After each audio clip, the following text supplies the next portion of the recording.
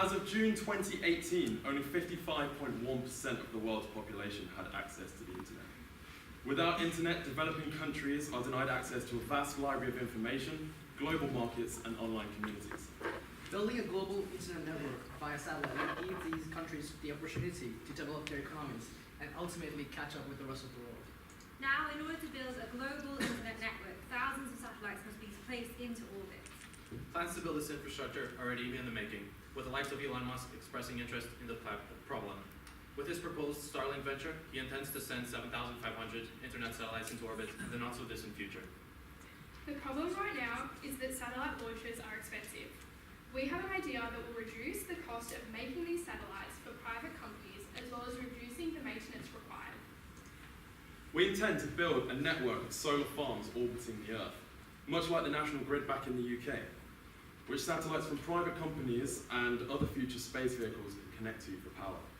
By removing the need for satellites to have their own solar panels, this cuts their production costs, reduces their maintenance, and reduces launch weight, leading to a reduction to the cost of launch. By reducing the cost for private satellite companies, more satellites can be launched, improving the network back on Earth. This is a CAD model we have created, which shows the hexagonal structure of the solar farm. Using this honeycomb design allows the station to be expanded with more panels as demand increases. NASA and Japan have also used origami techniques to develop a compact and foldable solar panel. The module in the center houses the batteries and is large enough to accommodate several astronauts if needed in case of emergency.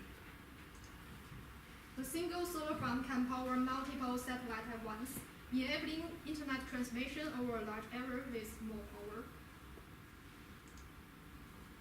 With even more solar farms, it is possible to envelop the globe with internet satellites that have a constant connect with each other and the ground. The satellite would then be able to transmit high-class internet to various institutions such as schools, enabling higher-level education of the world. So how does it work? We would have never thought that we would have wireless charging in our pockets 7 years ago.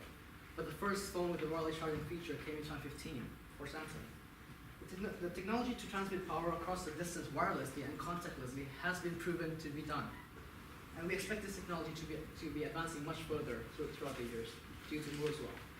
We can implement a stop-and-go charging into satellites every time they complete an orbit around the Earth. Once we establish worldwide connection, phone-to-satellite communication will be possible with even higher speeds than the 4G we have today, which is already faster than the Wi-Fi in your homes.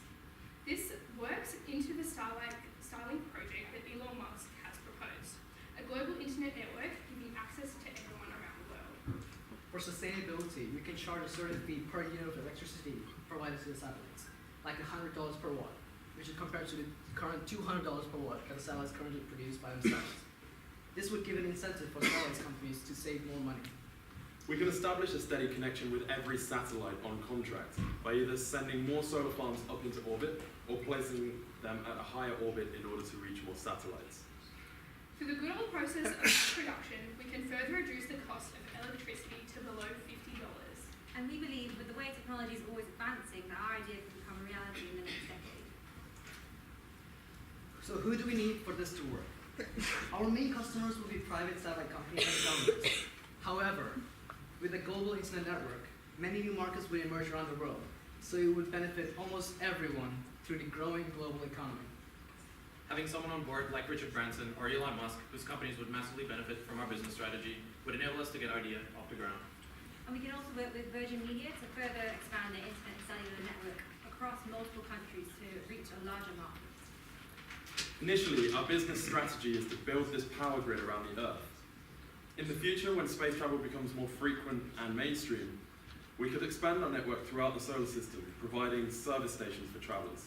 This service station would provide electrical power for vehicles and even food, given the technology is fully developed. So, by building highways in space, we wish to be at the forefront of the next great railroad expansion, but this time in space. Thank you all for listening, and we hope you're all enjoying it.